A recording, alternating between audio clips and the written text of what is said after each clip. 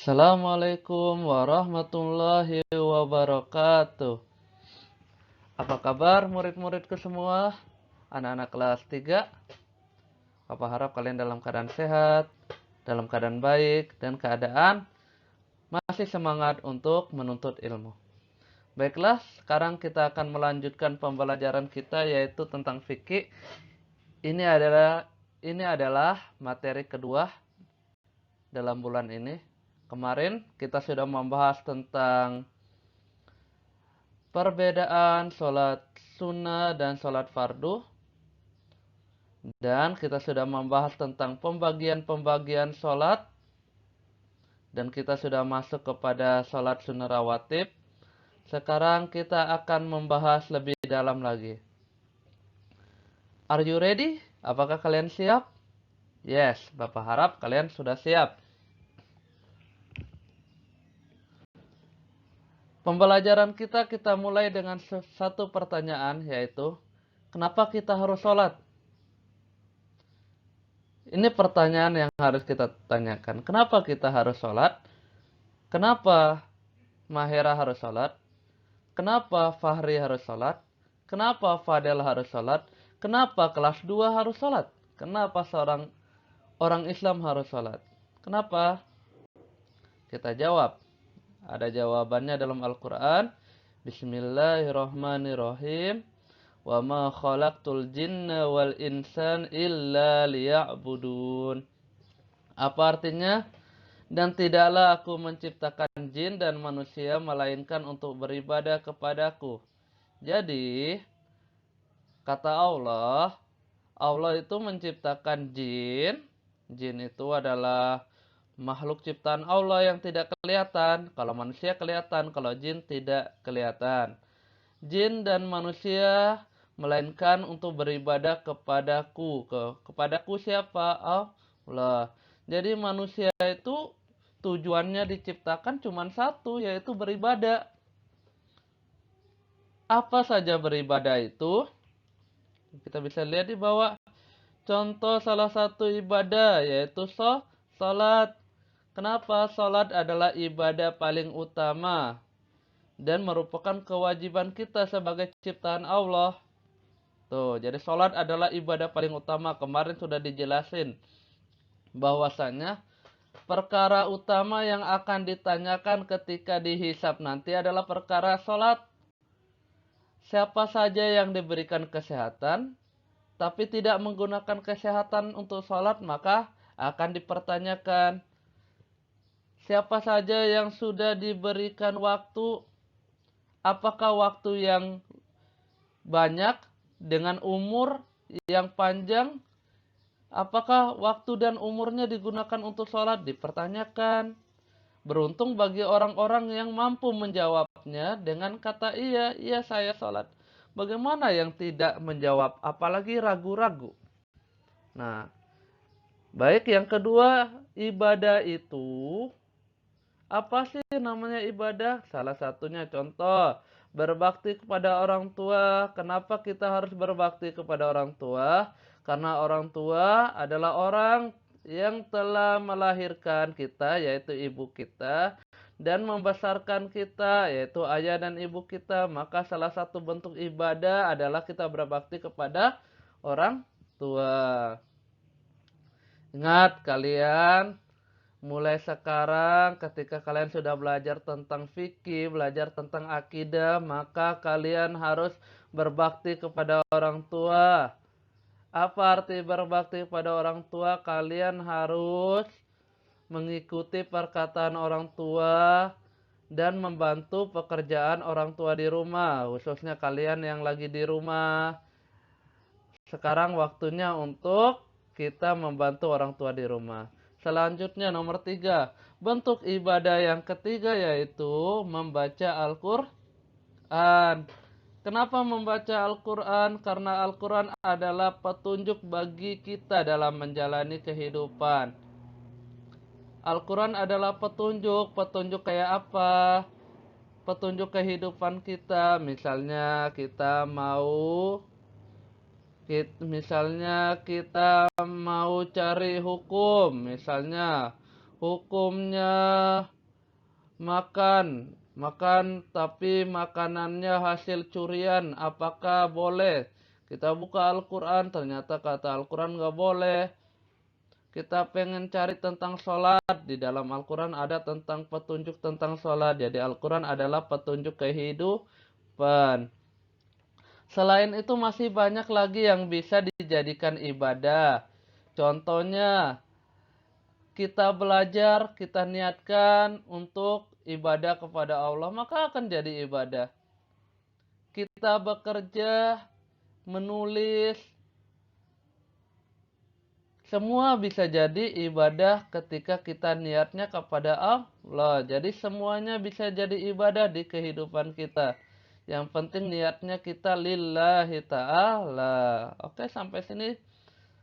Semoga kita termasuk orang-orang yang selalu menjalankan tujuan kita, yaitu beribadah kepada Allah. Amin. Next.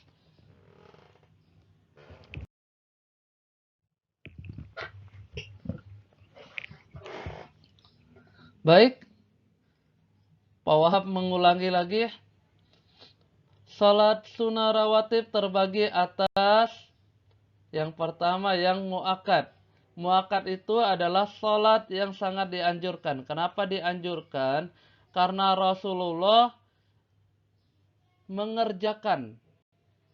Rasulullah hampir setiap hari mengerjakan salat tersebut dengan rokaat tersebut. Ingat, sering dikerjakan oleh Rasulullah. Apa saja yang salat sunnah rawatib yang sering dikerjakan oleh Rasulullah?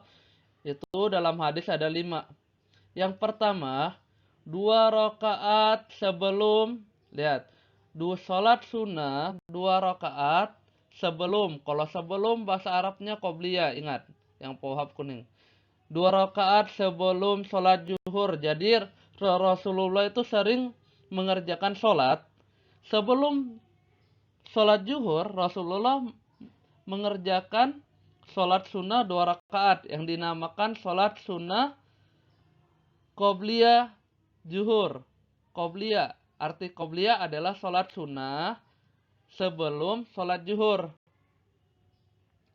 Ingat, kalau ada qobliyah berarti salat sunnah sebelum salat zuhur. Jadi kalau kalian ke masjid, kalian biasanya bakalan lihat tuh, bakalan melihat ada orang sebelum salat zuhur berjamaah dia salat 2 rakaat. Itu pasti dia salat sunnah qobliyah zuhur. Yang kedua, yang sering dilaksanakan oleh Rasulullah. Yang kedua adalah 2 rakaat sesudah. Ingat, tadi sebelum, sekarang sesudah. Kalau sesudah itu namanya ba'diyah. Ba'da. Artinya sesudah. Itu bahasa Arab. Jangan tanya Pak Wahab kenapa harus ba'diyah. Pak Wahab juga nggak tahu. Tapi di pelajaran udah dikatakan ba'diyah. Apa arti ba'diyah? Adalah sesudah. Kenapa dia sesudah namanya? Karena sholatnya itu dikerjakan setelah sholat zuhur. Makanya dinamakan ba'diyah. Kalau dia sebelum, teman-teman, anak-anakku semua, buka matanya, fokus. Kalau dia sebelum dinamakan qobliyah, kalau dia sesudah dinamakan ba'diyah. Yang ketiga, salat yang ketiga yang sering dilakukan oleh Rasulullah, salat sunnah rawatib yang sering dilakukan oleh Rasulullah adalah 2 rakaat sesudah salat maghrib. Ingat, kalau sesudah namanya ba'diyah. Ba'diyah. 2 rakaat sesudah salat maghrib. Yang keempat, 2 rakaat sesudah salat isya. Ingat, kalau sesudah namanya ba'diyah. Jadi Rasulullah sering mengerjakan salat sunnah pada waktu isya, yaitu setelah salat isya. Ingat, kalau setelah itu ba'diyah. Yang Pak Wahab hijaukan ba'diyah. Salat sunnah ba'diyah, salat isya. Yang terakhir, Rasulullah sering mengerjakan salat sunnah yaitu 2 rakaat sebelum salat subuh. Yaitu kalau sebelum namanya qobli ya. Oke, Pak Wahab harap sampai sini kalian bisa paham. Yang belum paham angkat tangan silakan.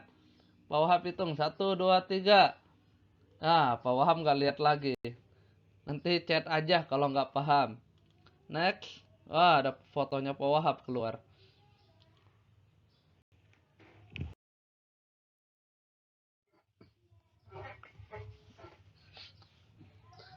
Yang selanjutnya, kalau tadi ada sholat sunnah rawatib yang termasuk mu'akkad yang dianjurkan, sekarang ada sholat sunnah rawatib yang tidak dianjurkan.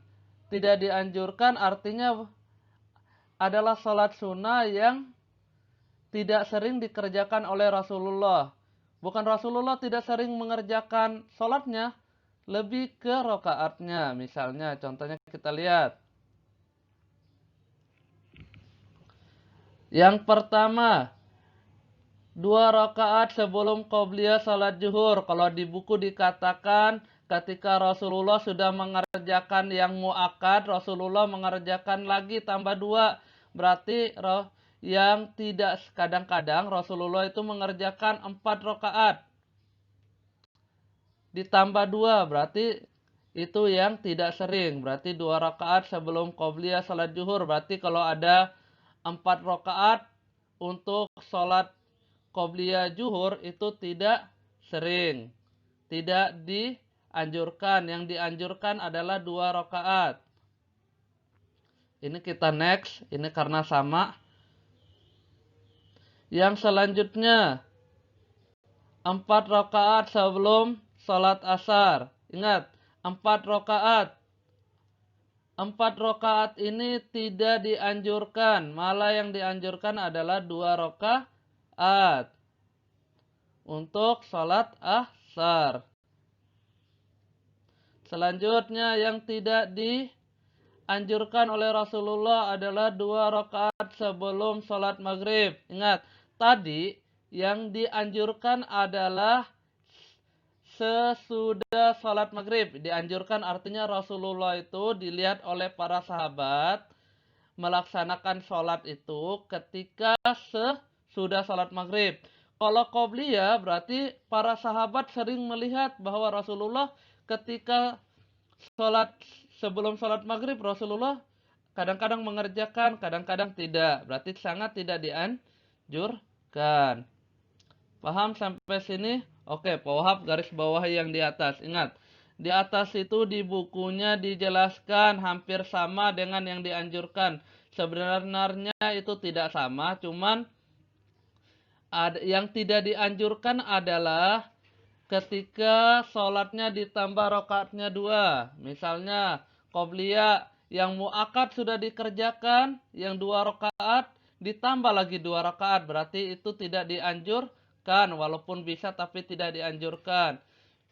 Misalnya lagi ada sholat ba'diyah zuhur, yang muakkad sudah dikerjakan ditambah lagi 2 rakaat, maka itu tidak dianjurkan. Baik, sampai sini Pak Wahab harap paham.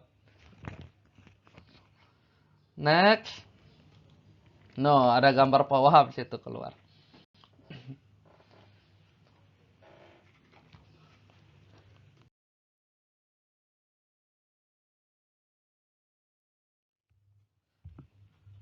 Baik, kita lanjutkan. Selanjutnya pelajarannya tentang, tar dulu belum keluar. Tarat. Melaksanakan sholat sunnah rawatib yang muakkad. Ingat, kita akan membahas tentang niat sholat sunnah rawatib yang muakkad. Ingat, yang muakkad artinya sangat dianjurkan. Kita baca dulu sedikit. Biasakanlah melaksanakan sholat sunnah rawatib baik sebelum maupun sesudah sholat fardu, sebagaimana dicontohkan oleh Nabi Muhammad SAW. A. Melaksanakan sholat sunnah rawatib muakkad. Nah, ntar Bapak Wahab kasih tugas, kalian harus menghafalkan niat sholat sunnah rawatib. Tidak pakai alasan, harus hafal. Oke, kita langsung membahas. Kita langsung baca niat sholat rawatib, sholat subuh atau sebelum zuhur jika ingin dilafalkan yaitu sebagai berikut. Ingat, kalau ada kata sebelum, maka sholat ini termasuk sholat qobliyah. Karena qobla artinya sebelum. Kita baca. Bismillahirrahmanirrahim. Usolli sunnatas subhi wa zuhri rak'ataini qabliyatan lillahi ta'ala. Kita bahas artinya.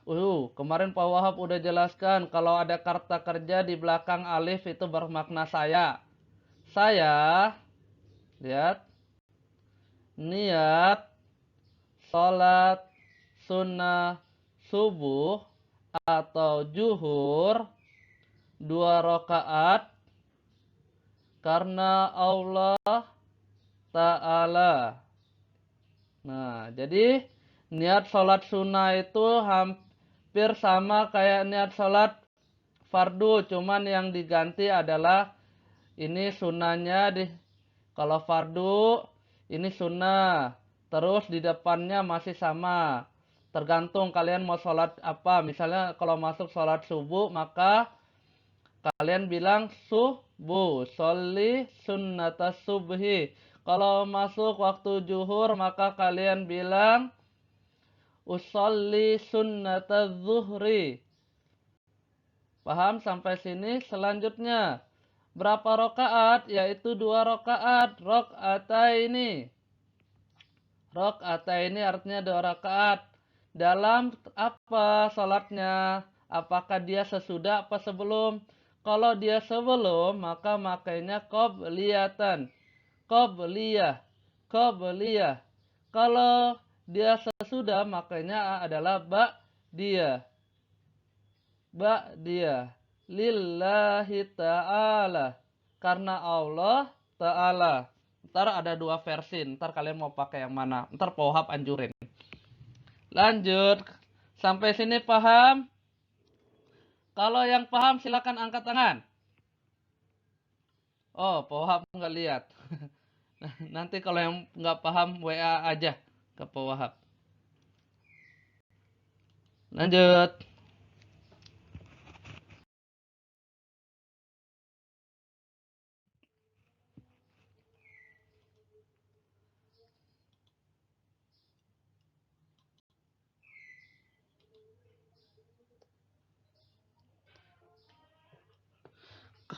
Baik, kita lanjut pelajaran kita anak-anakku. Kalau tadi sholatnya adalah sebelum, sekarang sholatnya adalah sesudah. Ingat, kalau dia sebelum, di niatnya itu ada kata qobliyah. Kalau sebelum, kalau dia sesudah, di niatnya ada kata ba'diyah. Ini ba'diyatan, ba'diyah yang Pak Wahab lingkarin. Ingat, ba'diyah. Apa saja sholat yang termasuk sholat sunnah ba'diyah? Lihat. Ada 3 di sini. Kita baca niatnya. Bismillahirrahmanirrahim. Usalli sunnata zuhri wal maghribi wal isya'i rak'ataini ba'diyatan lillahi ta'ala. Kita ulangi. Usalli sunnata zuhri wal maghribi wal isya'i rak'ataini ba'diyatan lillahi ta'ala. Nah, kita bahas satu-satu. Kalau masuk waktu zuhur, ingat waktu masuk zuhur, maka sholat lafal yang kita pilih adalah lafal zuhur, jangan maghrib. Nggak ada orang sholat sunnah maghrib di waktu zuhur. Ingat, nggak boleh. Kalau waktu masuk zuhur, maka pilih zuhur. Usolli sunnata zuhri rak'ataini ba'diyah. Kenapa dia ba'diyah? Karena dia sesudah. kalau dia sebelum pakai qobliyah. Ingat, usolli sunnata zuhri rakaataini. Rakaataini artinya 2 rakaat. Ba'diyah artinya sesudah. Lillahi ta'ala. Kita artikan, saya niat sholat zuhur 2 rakaat secara ba'diyah artinya sesudah karena Allah Ta'ala. Atau kita balik, saya niat sholat sunnah sesudah zuhur. Qobliyahnya kita artikan sesudah zuhur. Sesudah sholat zuhur. Lillah 2 rakaat karena Allah Ta'ala. Bisa seperti itu. Baik, sampai sini paham? Oke, Pak Wahab pindah.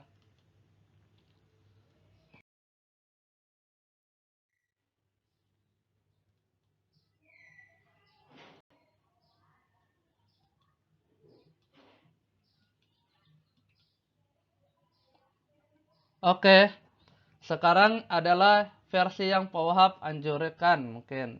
Mungkin ini yang lebih lengkap. Kalau di buku menurut Pak Wahab nggak lengkap. Mungkin ini insya Allah lebih lengkap. Nanti yang akan kalian hafalkan adalah yang Pak Wahab tuliskan ini, yang pada bagian ini. Tolong dihafalkan. Mungkin untuk materi kali ini kita membahas tentang niat, yaitu kalian mampu untuk melafalkan niat. Lihat, niat pertama, lihat niat sholat sunnah qobliyah subuh. Mulai dari lihat, usolli sunnatas subhi raq'ataini qobliyatan mustaqbilal kiblati lillahi ta'ala. Kalau di buku nggak pakai mustaqbilal, tapi Pak Wahab makaikan aja karena udah pada umumnya dipakaikan. Mustaqbilal kiblati itu artinya saya menghadap kiblat. Menghadap kiblat. Saya menghadap kiblat. Atau dengan menghadap kiblat karena Allah Ta'ala. Ulangi. Usolli sunnatas subhi raq'ataini qabliyatan mustaqbilal kiblati lillahi ta'ala. Itu adalah niat salat qobliyah subuh. Kalau ba'diyah subuh nggak ada. Kita lanjut. Yang kedua yang harus kalian hafalkan. Usolli sunnata zuhri raq'ataini qabliyatan mustaqbilal kiblati lillahi ta'ala. Ulang. Usolli sunnata zuhri raq'ataini qabliyatan mustaqbilal kiblati lillahi ta'ala. Itu niat salat sunnah qobliyah zuhur. Selanjutnya, usolli sunnata zuhri raq'ataini ba'diyatan mustaqbilal kiblati lillahi ta'ala. Itu adalah niat salat sunnah ba'diyah zuhur. Hafalkan. Next.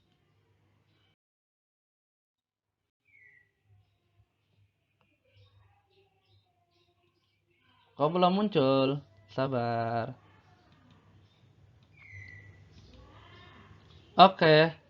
Selanjutnya yang harus kalian hafalkan adalah usolli sunnatal ashri raq'ataini qabliyatan mustaqbilal kiblati lillahi ta'ala. Pak Wahab ulangi. Usolli sunnatal ashri raq'ataini qabliyatan mustaqbilal kiblati lillahi ta'ala. Ini adalah salat sunnah qobliyah asar. Kalau qobliyah asar dimasukkan ke dalam salat sunnah rawatib yang goiro muakkad. Lanjut. Usolli sunnatal maghribi rak'ataini ba'diyatan mustaqbilal kiblati lillahi ta'ala. Ini adalah niat salat sunnah ba'diyah maghrib. Yang terakhir, usolli sunnatal isya'i rak'ataini ba'diyatan mustaqbilal kiblati lillahi ta'ala. Ini adalah niat salat sunnah ba'diyah isya. Jadi PR kalian hafalkan niat ini dalam waktu seminggu. Oke, kita next. Apakah ini?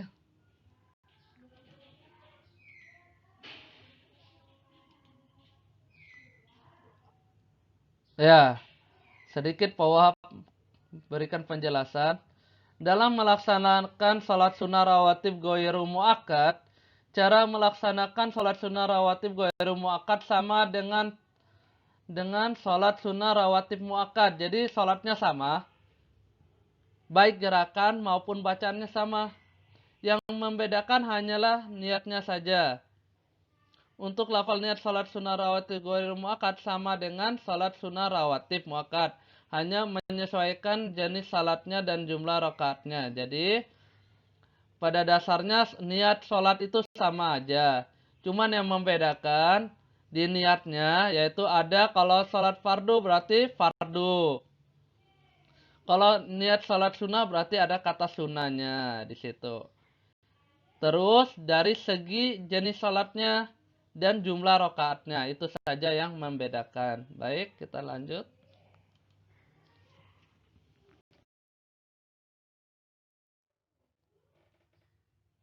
Oke, kita ke tugas.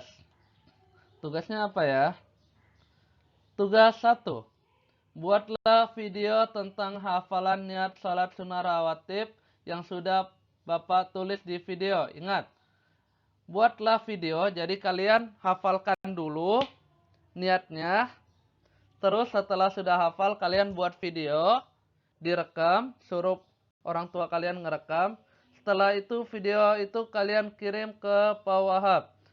Waktu pengumpulan mulai dari hari Selasa ini sampai hari Selasa depan. Pak Wahab kasih waktu 1 minggu. Gunakan untuk menghafalkan niat salat sunnah rawatib. Oke. Anak-anakku kelas 2. Kelas 2 lagi. Kelas 3. Mungkin sampai sini pembelajaran kita.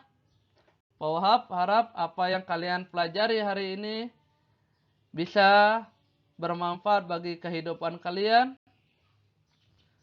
Yang paling penting bisa bermanfaat agar kita bisa menjadi manusia yang lebih baik lagi. Amin. Sekian dari Pak Wahab. Assalamualaikum warahmatullahi wabarakatuh.